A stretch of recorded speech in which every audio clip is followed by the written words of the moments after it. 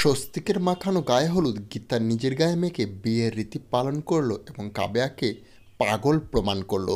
বন্ধুরা, আমার গীতার ঘটন্ত পর্বে দেখতে পাবো যখন গীতা নিজে গিয়ে গায়ে হলুদ গায়ে মেখে নেয় এবং সে গায়ে হলুদের সমস্ত রীতিনীতি সম্পূর্ণ করে নেয় এবং পরিবারের সমস্ত লোকজনের মাঝখানে সে বুঝতে দেয় না সে রয়েছে। তার মাঝখানে সে ঢুকে কাব্যাকে ভয় দেখিয়ে পাগল প্রমাণ করায় সমস্ত লোকজনের মাঝখানে। গিনি বলে, তুমি কাবিয়া বন্ধ করো এটা, নাহলে এই বিয়েটা সম্ভব হবে না। অগ্নিজিৎ বাবু বলে, দেখছি তো পাগল হয়ে গেছে, আমার বৌমা গীতার ভয়ে পাগল হয়ে আছে। তখনই গীতা তার গায়ে সেই হলুদগুলো লাগিয়ে সম্পূর্ণ করে দেয় সমস্ত রীতি পালন করে এবং তার হলুদটা এলিনের হাতে তুলে দেয়। এলিন সেই হলুদটা গিয়ে দিয়ে দেয় দাদা ভাইয়ের গায়ে। দাদা ভাই খুশিতে সব কিছু মেখে নেয়। উল্টো দিকে গিনি এসে জিজ্ঞাসা করলে, এই হলুদ কোথায় পেয়েছো? তখন সে বলে, কেন, বউর বাড়ি থেকে এসছে।